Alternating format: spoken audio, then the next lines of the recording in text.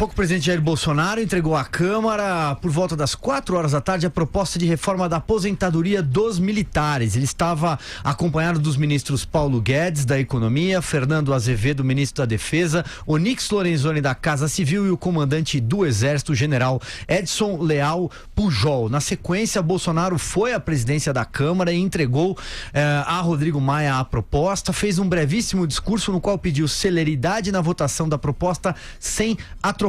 Palavras dele. E já os primeiros pontos que a gente pode dizer é que a proposta prevê uma economia líquida de 10,4 bilhões de reais em 10 anos. Eu vou fazer uma rapidíssima rodada aqui com os nossos comentaristas, porque acontece a coletiva ao vivo lá em Brasília e nós também vamos exibir trechos na sequência. Vai lá, Vera Magalhães. Silvio, a apresentação do projeto dos militares se transformou num enredo mais político do que técnico. Por quê? Porque ela foi precedida de toda uma expectativa pela comparação com a reforma da Previdência para o resto dos servidores e também para a iniciativa privada. Os militares tiveram uma prerrogativa que as outras categorias não tiveram, de que fosse apresentada junto com a sua reforma da Previdência também a reestruturação das carreiras e uma série de outras compensações. Então, toda a apresentação do projeto hoje teve uma preocupação, foi precedida de uma preocupação política de justificar essa diferença. E aí isso começa no Bolsonaro lá atrás, que é um defensor histórico de que os militares foram prejudicados historicamente com mudanças, que são prejudicados em relação aos servidores civis. Esse discurso é incorporado pelos militares, então o ministro da Defesa tem sido muito enfático nesse aspecto, o próprio vice-presidente, e hoje isso espraia para a equipe econômica. Então a gente teve o Paulo Guedes encampando esse discurso de que a proposta hoje apresentada corrige distorções, corrige injustiças em relação aos militares.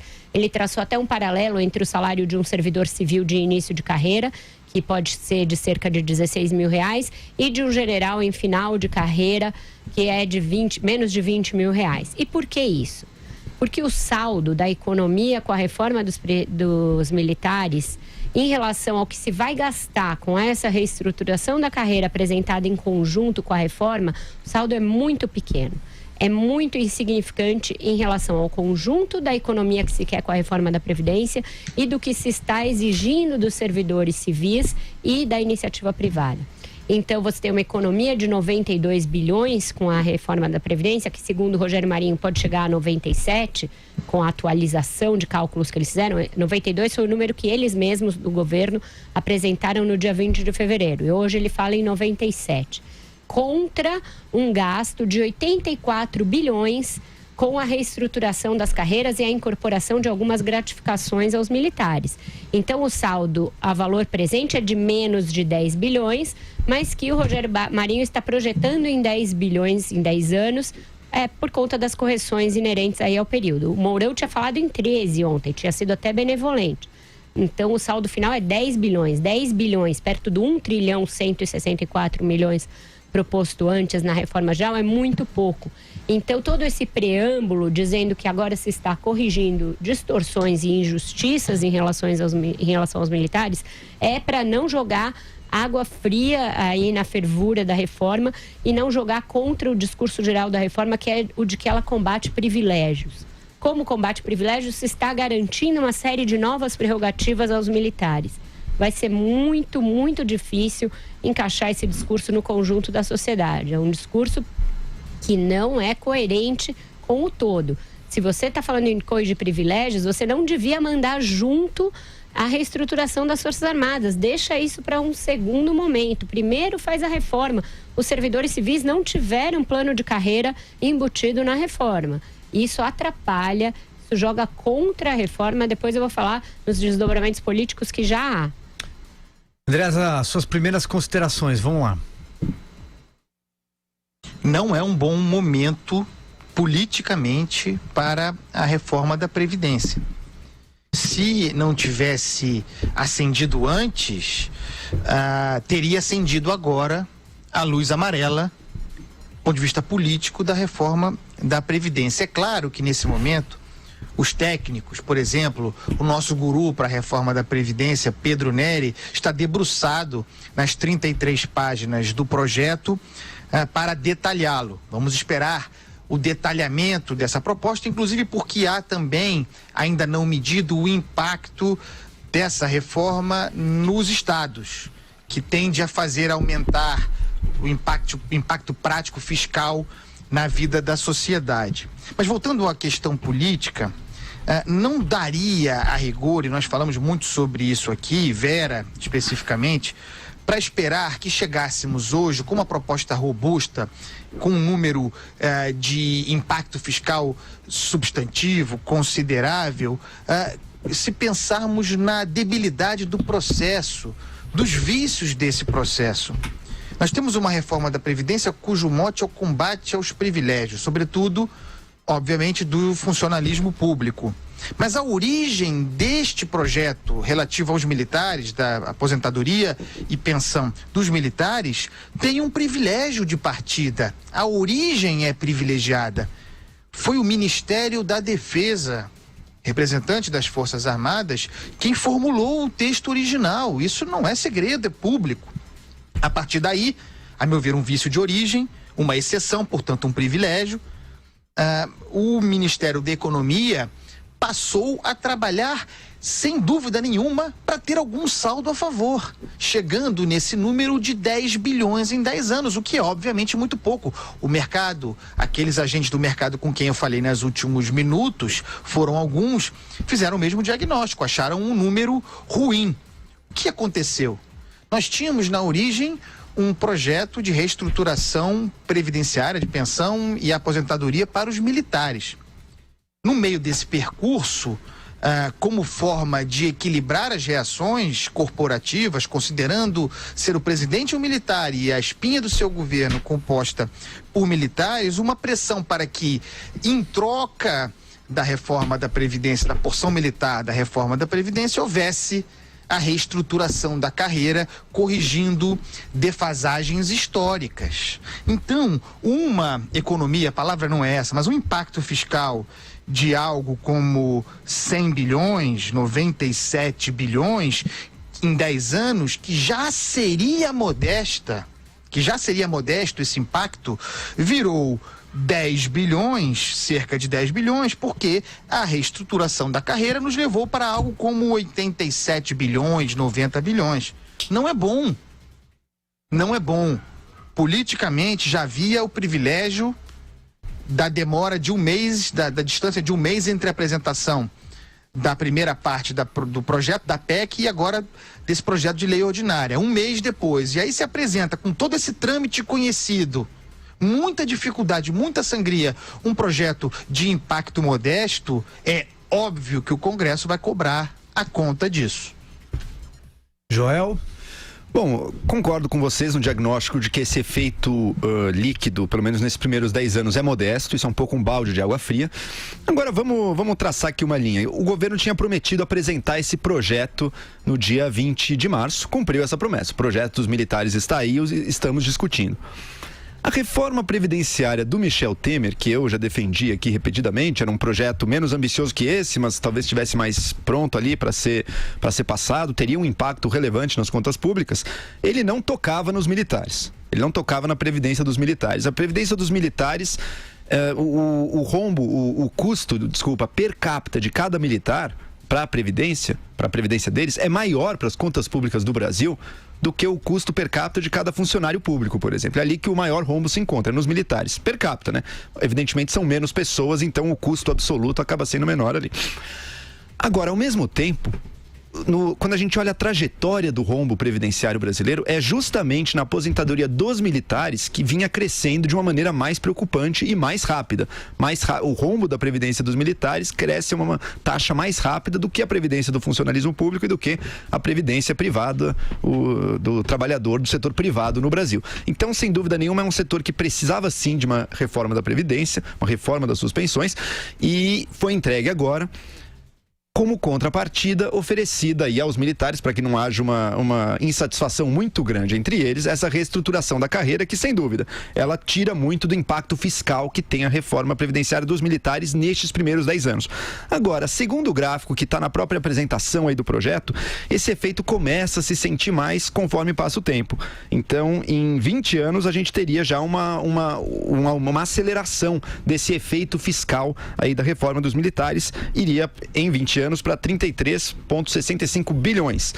Novamente, o efeito fiscal líquido disso não parece tão grande, mas eu quero ver ainda, e acho que isso ainda não surgiu, um cálculo, uma exposição de qual que é o efeito desta reforma da Previdência dos militares na trajetória do rombo previdenciário deles, que era bastante preocupante e que agora parece ter pelo menos ficado menos...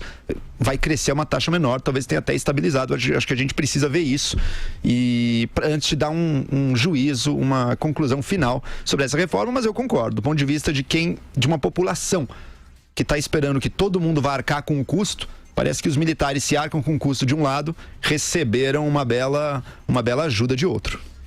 Muito bem, e a gente tem, vamos exibir imagens nesse momento da coletiva da equipe econômica que detalha justamente essa proposta da reforma da Previdência para os militares. Quem fala nesse momento é o Bruno Bianco, secretário especial da Previdência. Vamos acompanhar.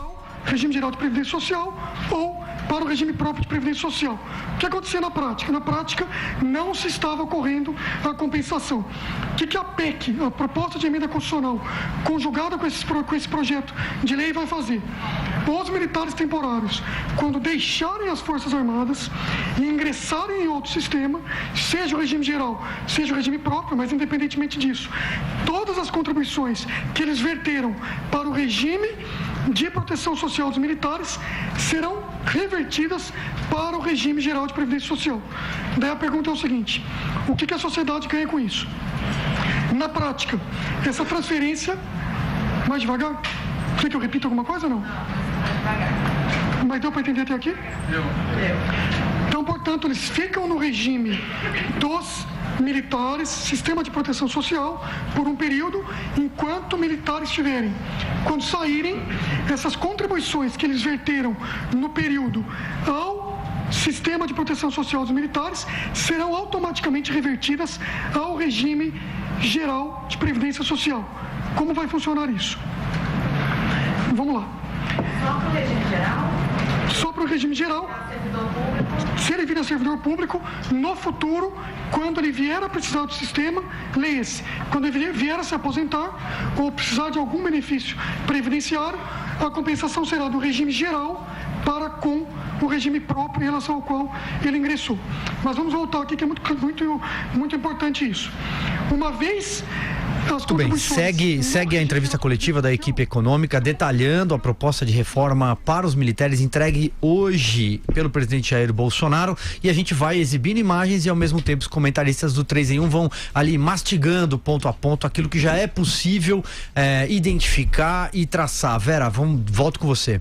No momento, o secretário Bruno Bianco faz uma distinção entre o sistema de proteção social dos militares, que não chama Previdência, na verdade, dos militares, e o regime geral da Previdência, o regime próprio da Previdência. Esse regime próprio é o dos servidores civis, tá? Então, tem 3 regimes hoje na praça.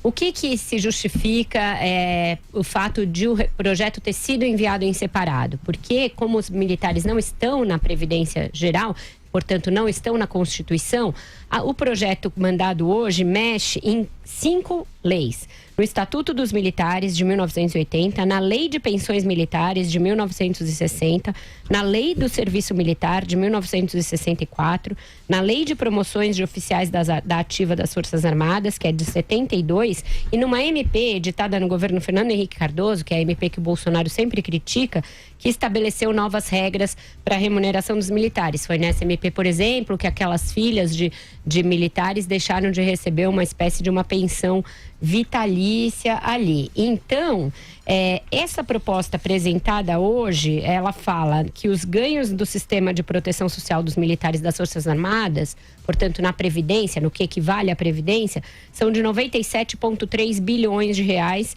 E a reestruturação, essa abertura de novas faixas na carreira, plano de carreira, com outras compensações, vão levar a um gasto de 86,85 bilhões, portanto, um saldo positivo de 10,45 bilhões, tá?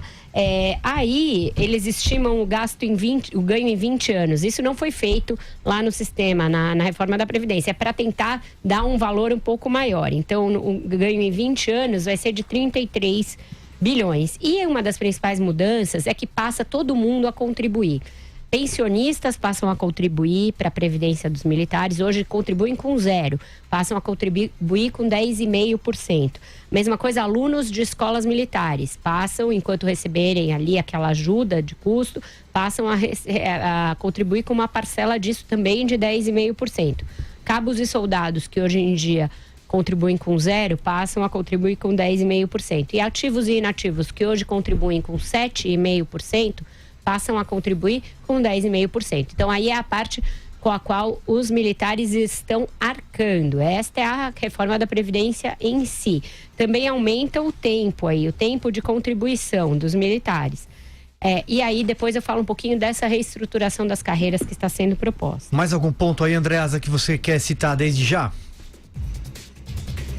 Não, o Joel falou, e foi bom, sobre a reforma do Temer, né? Aquela que estava madura para ser votada, sempre com o nosso apoio, nossa defesa aqui, em maio de 2017, pronta e encaminhada, né, com uma maioria engatilhada, maioria constitucional necessária, os 308 votos, quando houve o golpe Janot, aquela velha história, aquela tão longamente tratada aqui também nesse programa.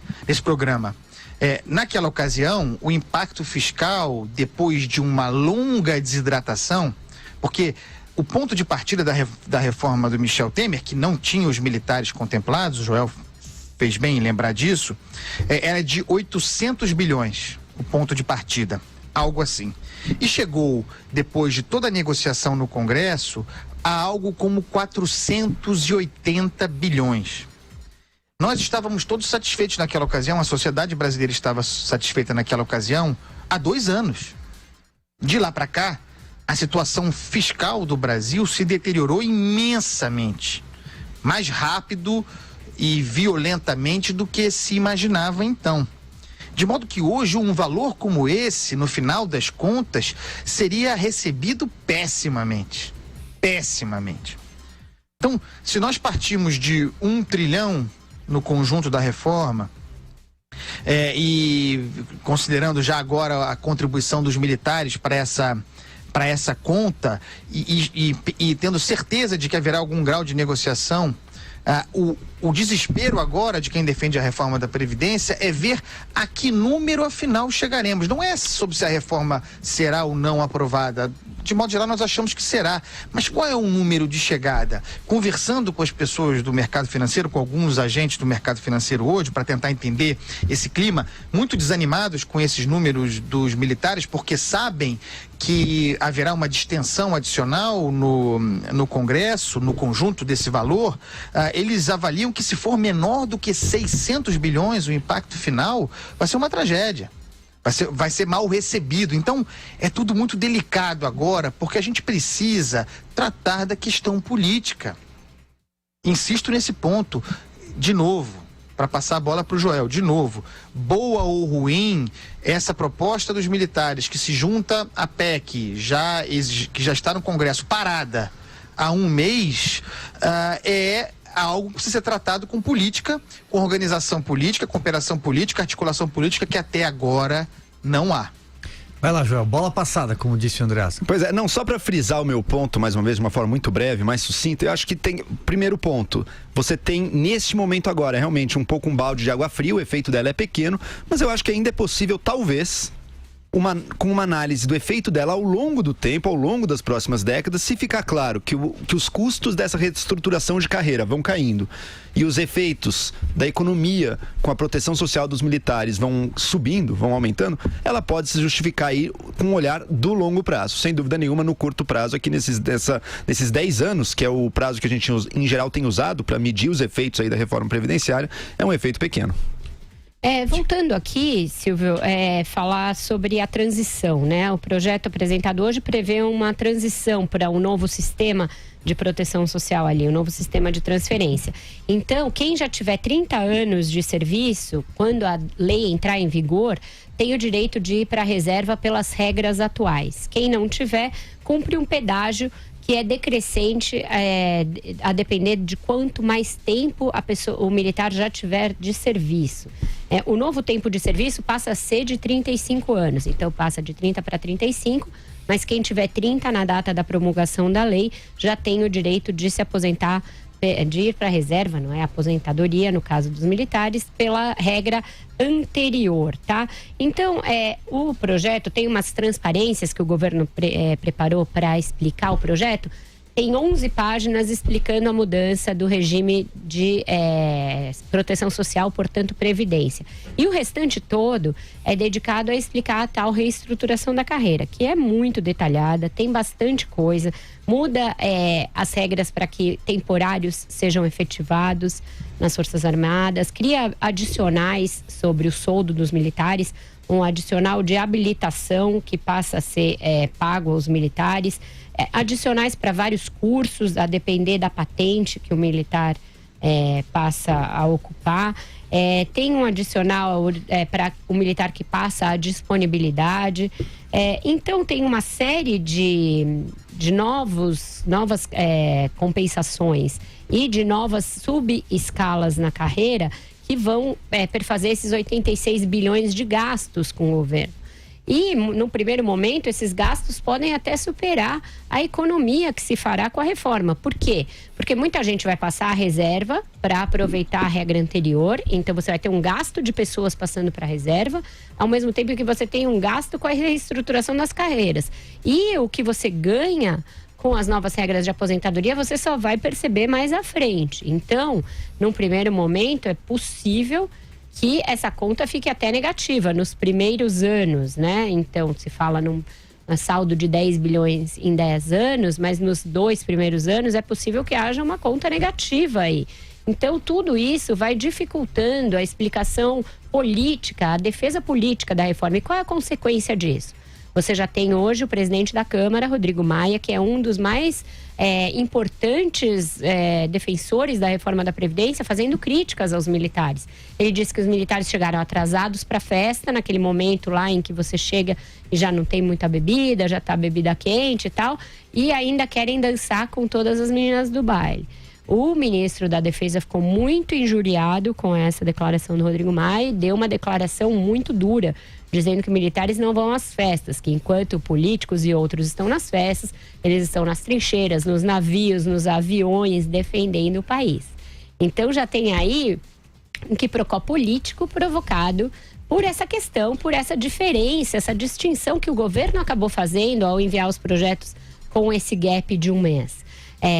O ministro da Defesa só dá uma declaração dessa porque os militares estão se sentindo politicamente empoderados.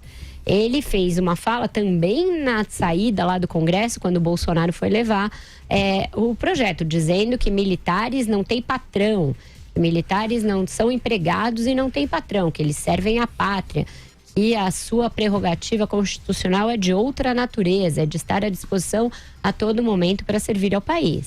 Então, a gente vai começar a assistir a uma escalada retórica aí entre militares e civis, que eu acho que joga aí componente político a mais para dificultar a votação da reforma da Previdência. Já tem a oposição criando uma frente, a gente vai falar mais à frente sobre isso, contra a reforma. Então, é bom o governo começar a ver que os problemas políticos para a reforma vão se avolumando em vez de se reduzir.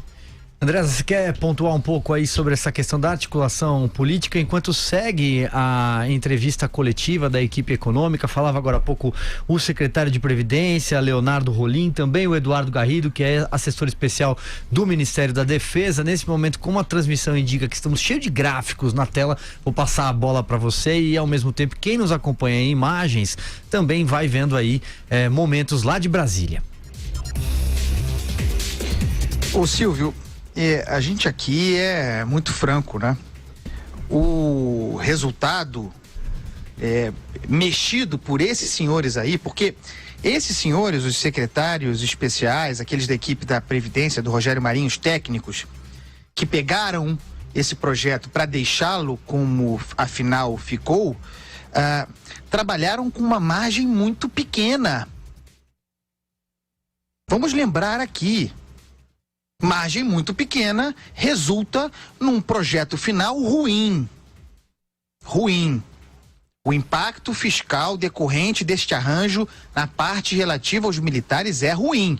Ainda há questão dos estados a ser examinada. Falando em esfera federal, certo? É claro que assim seria, esse ponto é muito importante. Isso é um problema político contratado não apenas no dia em que se separou a entrega dos dois projetos, das duas partes da reforma, mas quando se permitiu a excentricidade dele ser formulado a parte dos militares pelos militares, sendo os técnicos, os especialistas, meros revisores. E eles estão aí nessa coletiva explicando aquilo que não lhes cabe. Eles não podem dizer, olha, a gente recebeu isso aqui, tinha essa margem pequena para operar e operamos o quanto fosse possível para dar uma satisfação à sociedade e ao Congresso, que resultou neste impacto final, graças a Deus, de 10 bilhões em 10 anos. E lamba, porque não seria assim. É esse clima que chega ao Congresso agora. Chega a um Congresso que está se sentindo negligenciado pelo governo federal, pelo Planalto. O Rodrigo Maia, mais uma vez, subiu o tom hoje. E o recado dele é o mesmo de há 2 semanas, num tom acima agora.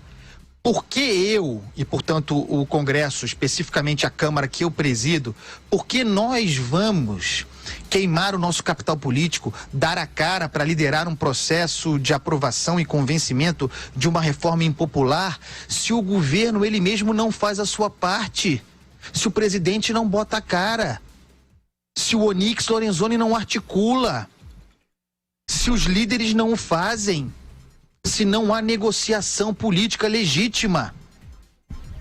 Então, o clima não é bom.